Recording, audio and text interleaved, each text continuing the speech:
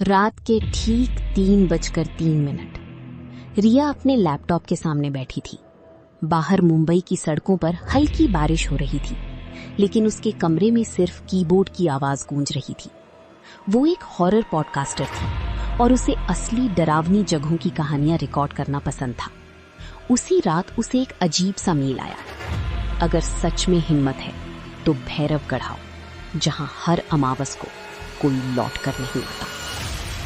रिया ने बिना ज्यादा सोचे उस जगह जाने का फैसला कर लिया। 2 दिन बाद शाम के करीब 7 बजे उसकी कैब एक सुनसान रास्ते पर आकर रुक गई। ड्राइवर ने घबराई हुई आवाज में कहा कि वो आगे नहीं जाएगा। रिया मुस्कुरा दी, कैमरा ऑन किया और अकेले ही आगे बढ़ गई। जैसे ही उसने गांव में कदम रखा, उसे अजीब सा सन्नाटा महसूस हुआ। हर घर के बाहर काले धागे बंधे थे, दरवाजों पर राख से बने हाथों के निशान थे और सबसे अजीब बात, हर कोई उसे देखते ही अपने दरवाजे बंद कर रहा था। रिया को ये सब थोड़ा अजीब लगा, लेकिन वो रुकी नहीं। तभी अचानक एक बूढ़ी औरत उसके सामने आ गई। उसकी आंखें पूरी काली थीं, जैसे उनमें कोई रोशनी ही न हो। उसने धीमी आवाज में कहा, आज अमावस है, आज वो मेहमान आएगा।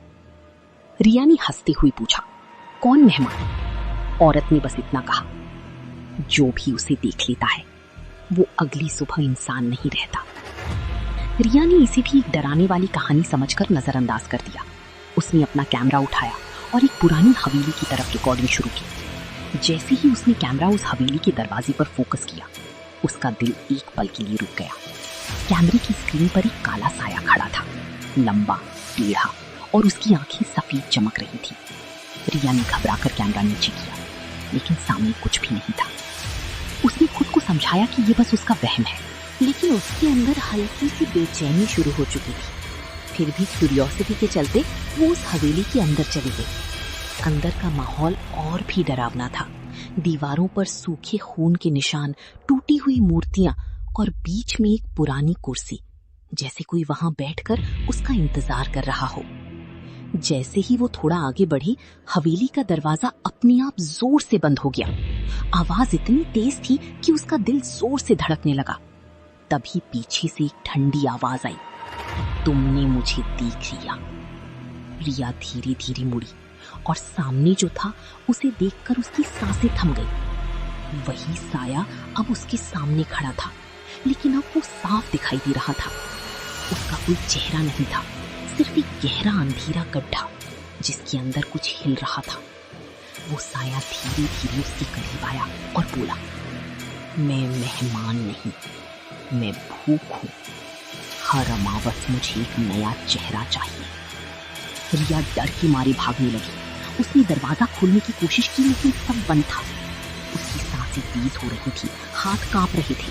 उसका कैमरा उसके हाथ से गिरकर जमीन पर आ गया, लेकिन रिकॉर्डिंग अभी भी चल रही थी। वो चिल्ला रही थी, दरवाजे पर जोर दे रही थी, लेकिन कोई आवाज बाहर नहीं जा रही थी। अगली सुबह गांव के कुछ लोग उस हवेली के बाहर खड़े थे। दरवाजा खुला, अंदर सन्नाटा था। रिया कहीं नहीं थी, बस जमीन पर उसका कैमरा पड़ा था। जब पुलिस ने उस कैमरे की आखिरी रिकॉर्डिंग देखी तो सबकी रूह कांप गई। वीडियो में रिया खड़ी थी, लेकिन अब वो वैसी नहीं थी। उसकी आंखें पूरी सफेद हो चुकी थी और वो धीरे धीरे कैमरे की तरफ देखकर मुस्कुरा रही थी। और सबसे डरावनी बात, उसके पीछे अब कोई साया नहीं था। उस दिन के बाद हर अमावस को भैरवगढ़ में एक आवाज गूंजती है, अगर हिम्मत है तो यहाँ आओ। और वो आवाज रिया की होती है।